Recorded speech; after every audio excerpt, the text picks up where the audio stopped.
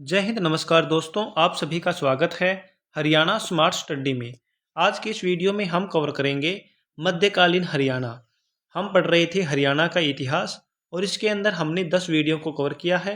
यह हमारा 11वां लेक्चर है और इसके अंदर हम कवर करेंगे मध्यकालीन हरियाणा। पहले हम थ्योरी को कवर करेंगे, इसके बाद इस वीडियो के लास्ट में हम जो एग्जाम्स में पूछे गए क्वेश्चन हैं उनको भी कवर करेंगे और जो इम्पोर्टेंट क्वेश्चन बनते हैं वो भी हम कवर करेंगे। तो बात करते हैं मध्यकालीन हरियाणा की।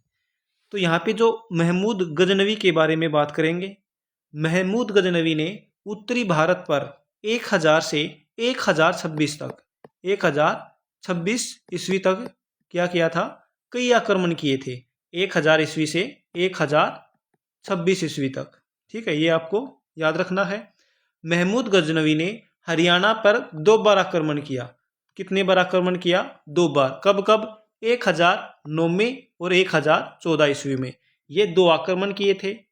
पहले बात करते हैं पहले आक्रमण की 1009 ईस्वी में। यह आक्रमण भारत पर छठा आक्रमण था। भारत पर कौन सा था? छठा आक्रमण। और हरियाणा पर प्रथम आक्रमण था। कौन सा? 1009 वाला। इस समय तोमर वंश का शासक जयपाल था।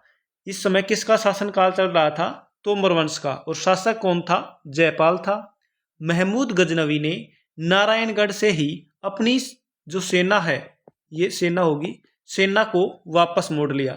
यानी कि जो तोमर वंश का शासक था जयपाल, इसने अच्छे तरीके से शासन कर रहा था और इसकी सेना काफ़ी अच्छी थी। तो इन्होंने महमूद गजनवी का डटकर सामना किया। तो महमूद गजनवी को लगा कि उसकी सेना नहीं जीतेगी, तो वो वापस भाग लिया, यानी कि उसकी हार हो गई थी। इसमें किसकी हार हुई थी इस युद्ध में? मोहम्मद गजनवी की। भारत पर 7वां आक्रमण, हरियाणा पर दूसरा आक्रमण, या फिर थानेसर का प्रथम आक्रमण बोल सकते हैं, जो महमूद गजनवी का दूसरा आक्रमण था हरियाणा पर 1014 ईस्वी में। जिसे क्या बोलेंगे? भारत पर 7वां आक्रमण। और थानेसर पर प्रथम आक्रमण कब किया? 1014 ईस्वी में। इस समय राजा कौन थे? इस समय भी राजा कौन था? राजा जयपाल था।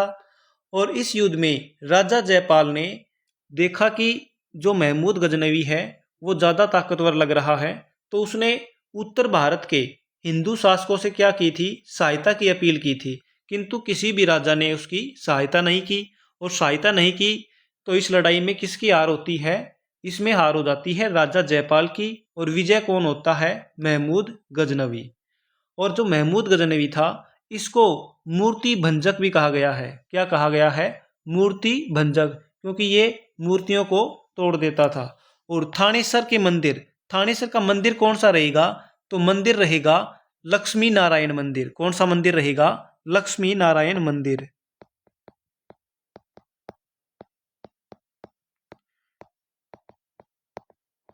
लक्ष्मी नारायण मंदिर में रखी चक्कर स्वामी की मूर्ति खंडित कर दी, यानी कि तोड़ दी।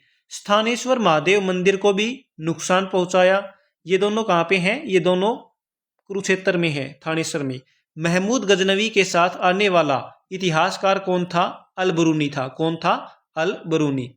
अल बरूनी की पुस्तक किताब उल हिंद, कुरुक्षेत्र के ब्रह्म सरोवर का वर्णन मिलता है। जो अल बरूनी की पुस्तक है किताब उल हिंद, इसमें किसका वर्णन मिलता है? तो ब्रह्म सरोवर का। किसका वर्णन मिलता है? ब्रह्म सरोवर का।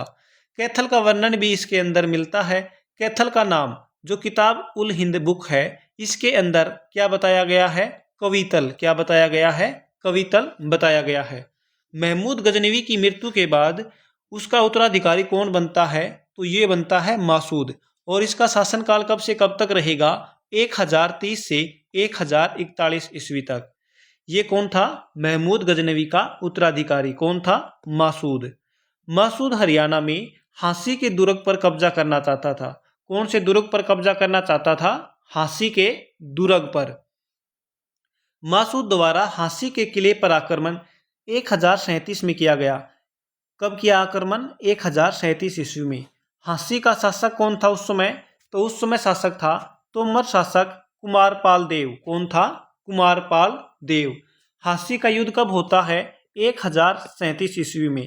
किस किस के बीच? कुमारपाल देव, ये कौन से वंश के शासक थे? तोमर के, और मसूद ये महमूद गजनवी का उत्तराधिकारी था। और यह युद्ध कितने दिन तक चला? 12 दिन तक चला। इसमें जीत किसकी होती है? मासूद की। किसकी जीत होती है? मासूद की जीत होती है। और कुमार पाल की एक पुत्री थी, उसका नाम क्या था? आमटी। उसने मासूद के अत्याचारों के बारे में क्या सुन रखा था, तो मासूद के अत्याचारों से बचने के लिए आमटी दुर्ग के पास बने तालाब में कूदकर अपनी जान दे देती है। सॉरी। और इस तालाब को क्या कहा गया है? आमटी तालाब कहा गया है। आमटी तालाब कहाँ पे है? हांसी में है। बहाकी द्वारा लिखित पुस्तक तारीख ए सुबकत जिन नामक पुस्तक से हमें हांसी पर मासूद के आक्रमण की जानकारी मिलती है। कौन सी पुस्तक से? तारीख ए सुबकत जिन से। इसके बाद मासूद ने कहां आक्रमण किया? सोनीपत पर आक्रमण किया। सोनीपत का गवर्नर कौन था? दीप लहर। कौन था? दीप लहर। दोनों में क्या होता है? भयंकर युद्ध हुआ, लेकिन अंत में जीत किसकी होती है? मासूद की जीत होती है। इस प्रकार समस्त हरियाणा पर गजनी के शासक मासूद का क्या हो जाता है? अधिकार हो जाता है। मासूद की मृत्यु कब होती है? 1041 ईस्वी में। कब होती है? 1041 ईस्वी में। उसके बाद मासूद का उत्तराधिकारी कौन बनता है? मादूद बनता है। और इसके शासनकाल में हरियाणा क्या हो जाता है? स्वतंत्र हो जाता है। 1047 ईस्वी में मादूद और तोमर शासक कुमारपाल देव के बीच क्या होता है? युद्ध होता है। इसमें कुमारपाल देव भारतीय राजाओं की सहायता से यहाँ पे क्या हो जाता है? जीत जाता है। जो कुमारपाल देव है, इसका शासनकाल कब से कब तक रहेगा? 1021 से 1051 ईस्वी तक। कुमारपाल देव के बाद राजा कौन बनता है? अनंगपाल द्वितीय। इनका कार्यकाल रहेगा 1051 से 1081 ईस्वी तक। और इन्होंने सूरजकुंड का निर्माण करवाया था। किसने करवाया था? अनंगपाल द्वितीय ने। कौन सी शताब्दी में? 11वीं शताब्दी में करवाया था। अनंगपाल द्वितीय की मृत्यु के बाद कौन गद्दी पर बैठता है? तेजपाल। और तेजपाल का शासनकाल 1081 ईस्वी से 1105 ईस्वी तक रहेगा। और इस समय जो राजा तेजपाल था, इस पे समय पर गजनी के शासक जो इब्राहिम था, ये क्या करता है? आक्रमण करता है। तो तेजपाल ने इसका सामना नहीं किया, बल्कि उसकी अधीनता ही स्वीकार कर ली। यानी यह डर गया और इन्होंने युद्ध ही नहीं किया। इस प्रकार तोमर अफगानों के अधीन शासक बन गए, यानी उसके नीचे काम करने लग गए। तोमर अफगानों के नीचे। हरियाणा में भादानकों का विस्तार जानते हैं। जो भादानक हैं, इनका विस्तार कहाँ पे हुआ था? दक्षिण हरियाणा में। अगर बात करें वर्तमान के जिलों की, तो महेंद्रगढ़, रेवाड़ी और राजस्थान का कुछ हिस्सा इसमें रहेगा। भादानकों का संघर्ष 12वीं सदी में चौहानों के साथ होता है। किसके साथ होता है? चौहानों के साथ। भादानकों का 1182 ईस्वी में पृथ्वीराज चौहान द्वारा सर्वनाश कर दिया गया। किसके द्वारा? पृथ्वीराज चौहान के द्वारा। कब किया गया? 1182 ईस्वी में। भादानकों की राजधानी क्या थी? भादास, या फिर इसे बोल सकते हैं भाडावास, जो कि कहाँ पे है? रेवाड़ी से 7 किलोमीटर दूर है। प्रोफेसर दशरथ शर्मा के अनुसार जो भादानक थे, वो कौन सी जाति से संबंध रखते थे? अहीर जाति से संबंध रखते थे। बंगाल के पाल वंश के राजा धर्मपाल के लखीमपुर लेख में उल्लेखित यादव राजा थे, वो भादानकों का ही कोई राजा था। कौन से लेख से मिलता है? राजा धर्मपाल के लखीमपुर लेख से हमें यह पता चलता है। भादानक प्रतिहारों, तोमरों तथा चौहानों के अधीन रहे, अर्थात उनके सामंत रहे। सॉरी दोस्तों। चौहान वंश। हरियाणा पर चौहानों का अधिकार कब था? 12वीं सदी में। कौन सी सदी में था? 12वीं सदी में। 1151 में चौहान नरेश बिसल देव विग्रहराज चतुर्थ ने भादानकों पर आक्रमण करके उन्हें पराजित किया। चौहानों का शक्तिशाली शासक कौन था? पृथ्वीराज चौहान तृतीय। पृथ्वीराज चौहान के शासन के समय उत्तर भारत पर मोहम्मद गोरी का आक्रमण हुआ था। किसके टाइम पर? पृथ्वीराज चौहान तृतीय के समय। 1182 ईस्वी में पृथ्वीराज तृतीय ने भादानकों पर आक्रमण किया, जिसमें भादानकों की पराजय हुई और इसके बाद इतिहास में भादानकों का ही नाम देखने को नहीं मिलता। यानी जो 1182 ईस्वी में पृथ्वीराज तृतीय ने भादानकों पर आक्रमण किया था, उसके बाद इनका इतिहास में जिक्र नहीं मिलता। तराइन का प्रथम युद्ध कब होता है? 1191 ईस्वी में। किन किन के बीच? तो यह युद्ध पृथ्वीराज चौहान तृतीय और मोहम्मद गोरी के बीच हुआ। परिणाम क्या होता है? पृथ्वीराज चौहान की जीत होती है और मोहम्मद गोरी की हार होती है। इसमें पृथ्वीराज चौहान का सहयोग किसने किया था? झांसी के गवर्नर गोविंद राय ने इसमें पृथ्वीराज चौहान का साथ दिया था। पृथ्वीराज चौहान के दरबारी कवि कौन है? चंद्रबरदाई। कौन है? चंद्रबरदाई। और चंद्रबरदाई की पुस्तक कौन सी है? पृथ्वीराज रासो है। बात करते हैं तराइन के दूसरे युद्ध की। दूसरा युद्ध कब होता है? 1192 ईस्वी में, यानी 1 वर्ष बाद।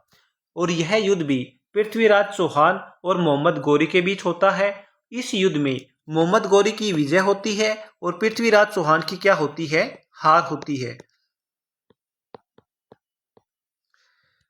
इस युद्ध में जो जयचंद राजा था, इसने मोहम्मद गोरी का साथ दिया था और इस युद्ध में मोहम्मद गोरी की क्या होती है? जीत होती है।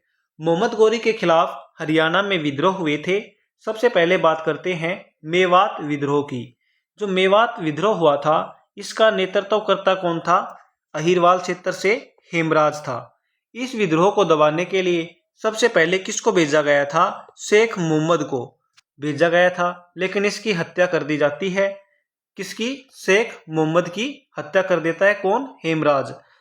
और अंत में क्या होता है? कुतुबुद्दीन ऐबक होता है, उसके नेतृत्व में इस विद्रोह को दबाने के लिए इसे भेजा जाता है और हेमराज की हत्या कुतुबुद्दीन ऐबक द्वारा की गई।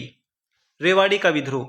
रेवाड़ी का विद्रोह होता है, इसके अंदर इसका नेतृत्वकर्ता कौन होता है? तेजपाल, जो कि रेवाड़ी शासक होता है।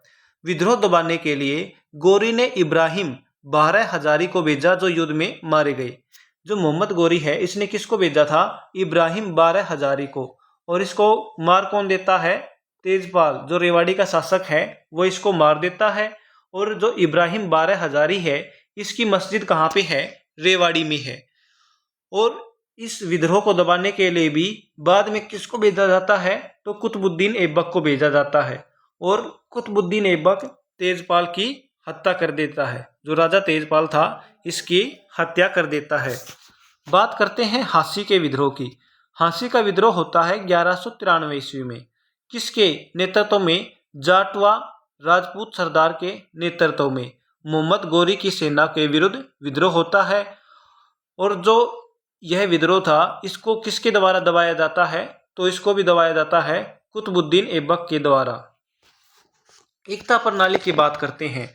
मोहम्मद गोरी ने ऐबक की बहादुरी से प्रसन्न होकर उसे झांसी का क्षेत्र सौंपा। भारत में प्रथम एकता किसको माना जाता है? झांसी को माना जाता है। और इसका प्रथम इख्तेदार कौन बनता है? कुतुबुद्दीन ऐबक बनता है। इख्ते का प्रमुख कौन होता है? इख्तेदार। कौन होता है? इख्तेदार होता है। पृथ्वीराज चौहान द्वारा किलों का निर्माण करवाया गया था, उनके बारे में जानते हैं। गोहाना का किला, इसका निर्माण कब करवाया गया था? 12वीं सदी में। किसके लिए? दरिया सिंह मलिक के नाम पर बनाया गया था। तरावड़ी का किला, ये कहाँ पे है? तरावड़ी करनाल में है। झांसी का किला, ये कहाँ पे रहेगा? ये रहेगा कहाँ पे? झांसी का किला रहेगा झांसी में। इसका पुनर्निर्माण किसने करवाया था? पृथ्वीराज चौहान ने इसका पुनर्निर्माण करवाया था। अब एग्जाम्स में पूछे गए क्वेश्चन कवर करते हैं, जो कि आपके एग्जाम्स के लिए यूजफुल रहने वाले हैं। तराइन का प्रथम युद्ध कब लड़ा गया था? तो तराइन का प्रथम युद्ध लड़ा गया था 1191 ईस्वी में। कब लड़ा गया था? 1191 में। झांसी में स्थित पृथ्वीराज चौहान द्वारा बनवाए गए अलीगढ़, या फिर इसे बोलेंगे असीगढ़, ये टाइपिंग मिस्टेक है। असीगढ़ के किले का निर्माण किस सदी में हुआ था? तो असीगढ़ के किले का निर्माण हुआ था 12वीं सदी में। कौन सी सदी में? 12वीं में। महमूद गजनवी ने थानेसर पर कब हमला किया? तो महमूद गजनवी ने थानेसर पर कब हमला किया था? 1014 ईस्वी में। झांसी के असीगढ़ किले का पुनर्निर्माण पृथ्वीराज चौहान ने किस शताब्दी में करवाया था? तो इसका निर्माण करवाया था 12वीं शताब्दी में। कौन सी शताब्दी में? 12वीं शताब्दी में। गोहाना में किले का निर्माण किस राजा के द्वारा हुआ? जो गोहाना के किले का निर्माण है वो किसके द्वारा करवाया गया था? तो ऑप्शन डी, पृथ्वीराज चौहान के द्वारा। किस युद्ध क्षेत्र में मोहम्मद गौरी और पृथ्वीराज चौहान की सेनाओं का सामना हुआ था? तो ये हुआ था तराइन के प्रथम और द्वितीय युद्ध में, जो कि 1191 और 1192 ईस्वी में 2 युद्ध हुए थे। तराइन में लड़े गए प्रथम युद्ध में किसकी विजय हुई थी? तो प्रथम युद्ध में हुई थी पृथ्वीराज चौहान की। निम्नलिखित में से हरियाणा में किस नगर पर तैमूर ने आक्रमण किया था? सिरसा, फतेहाबाद, हिसार या ये सभी? तो इसका राइट आंसर रहेगा ये सभी। तैमूर ने हरियाणा के सभी सिरसा, फतेहाबाद, हिसार पर आक्रमण किया था। प्रसिद्ध पुस्तक पृथ्वीराज रासो किसने लिखी है? चंद्रबरदाई, सूरदास, दोनों? तो इसको किसने लिखा है? चंद्रबरदाई ने। तराइन की दूसरी लड़ाई में किसकी हार के बाद अग्रोहा का क्षेत्र किसी मुस्लिम शासक के अधीन चला गया था? पृथ्वीराज चौहान प्रथम, पृथ्वीराज चौहान द्वितीय, पृथ्वीराज चौहान तृतीय या पृथ्वीराज चौहान चतुर्थ? तो तराइन की लड़ाई में पृथ्वीराज चौहान तृतीय ने भाग लिया था। तो पृथ्वीराज चौहान तृतीय की हार के बाद किसका शासन हो जाता है? मुस्लिम शासन हो जाता है। मध्यकालीन युग में हरियाणा के किस स्थान पर मोहम्मद गौरी और पृथ्वीराज चौहान के मध्य 1191 और 1192 में युद्ध हुआ था? तो ये हुआ था तरावड़ी में। कहां पे हुआ था? तरावड़ी में। झांसी का असीगढ़ किला कब बना था? जो पृथ्वीराज चौहान द्वारा बनवाया गया था, यानी पुनर्निर्माण करवाया गया था। तो ये करवाया गया था 12वीं शताब्दी में। 12वीं शताब्दी में निम्न में से किसने तरावड़ी और झांसी में किले की स्थापना की थी? तो ये किसने की थी? तो ये इसकी स्थापना की थी पृथ्वीराज चौहान ने। झांसी में स्थित असीगढ़ का किला जो 12वीं सदी में बनाया गया क्या कहलाता है? तो ये कहलाता है तलवारों का किला। मोहम्मद गौरी ने पृथ्वीराज चौहान को निम्नलिखित में से किस स्थान पर हराया था? तो मोहम्मद गौरी ने हराया था कहां पे? तरावड़ी में, तराइन के दूसरे युद्ध में। चंद्रबरदाई किस राज्य के राजकवि हैं? किस राज्य के राजकवि हैं? पृथ्वीराज चौहान के। गोहाना का नामकरण किस राजा के द्वारा किया गया? पृथ्वीराज चौहान के द्वारा। तराइन की दूसरी लड़ाई में हार के बाद किस शासन का अंत हो गया? पृथ्वीराज चौहान के शासन का अंत। हरियाणा में किसके आक्रमण से राज्य के मध्यकालीन इतिहास का आरंभ देखा जा सकता है? तो महमूद गजनवी के।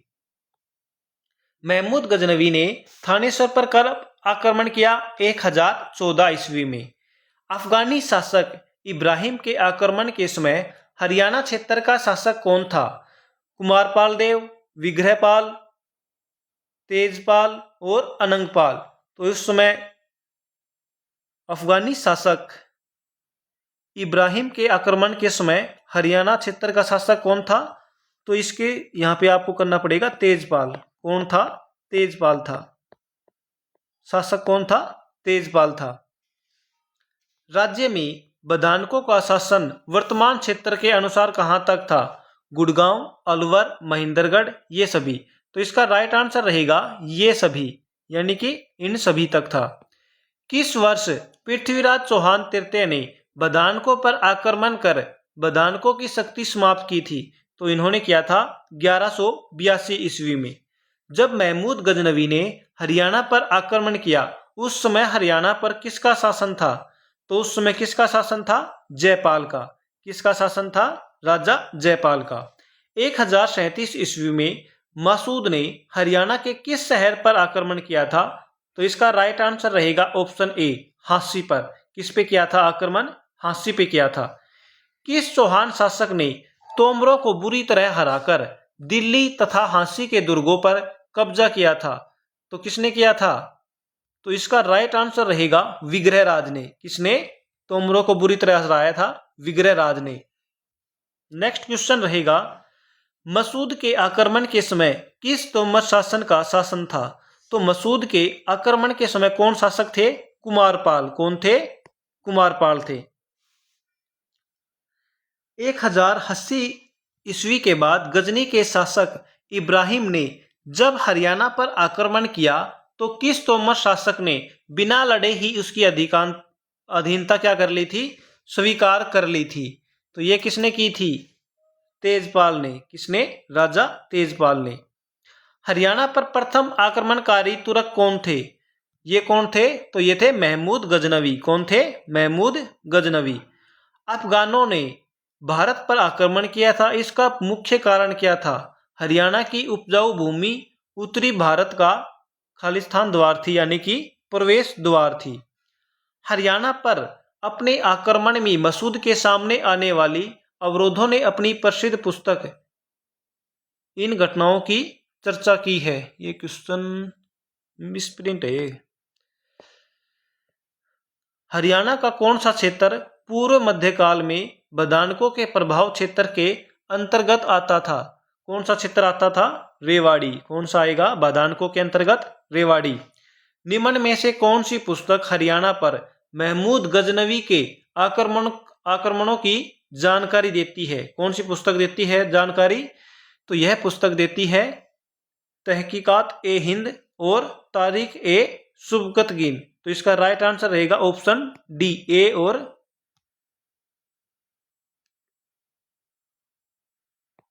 ये नहीं देती, तारीख ए सुबकतगानी नहीं, तारीख ए यामिनी। तो ए और बी आएगा। निम्न में से कौन सा शहर मुख्य रूप से हाँसी पर महमूद के आक्रमणों की जानकारी देती है? तो हाँसी पर महमूद के आक्रमणों की जानकारी कौन सी पुस्तक देती है? तो कौन सी पुस्तक है वो? तारीख ए सुबकतगीन, ये इसकी पुस्तक है। प्रोफेसर दशरथ शर्मा के अनुसार बदानकों की राजधानी क्या थी? तो बदानकों की राजधानी क्या थी? भाडावास थी। क्या थी? भाडावास। क्या थी? भाडावास थी। मोहम्मद गजनवी ने हरियाणा के थानेसर पर कब आक्रमण किया था? 1014 में। कब किया था आक्रमण? 1014 में। तोमर वंश का अंतिम शासक था जिसने दिल्ली का सिंहासन अपने दामाद पृथ्वीराज चौहान को दे दिया। किसने दे दिया था? तो ये दिया था अनंगपाल ने। किसने दिया था? अनंगपाल ने। जब गजनवी ने उत्तर पश्चिम से भारत पर आक्रमण किया तब हरियाणा पर किसका शासन था? तोमर वंश का। किसका था? तोमर वंश का। हाँसी में स्थित अस्सीगढ़ का किला जो 12वीं सदी में बनवाया गया क्या कहलाता है? तलवारों का किला कहलाता है। तरावड़ी का प्रथम युद्ध किस वर्ष हुआ था? 1191 ईस्वी में। तो दोस्तों इसी के साथ हमारा सेशन समाप्त होता है। आपको हमारी वीडियो कैसी लगी कमेंट करके जरूर बताइएगा। अगर आपको वीडियो अच्छी लगती है तो लाइक शेयर कमेंट करें और चैनल को सब्सक्राइब कीजिएगा। धन्यवाद दोस्तों।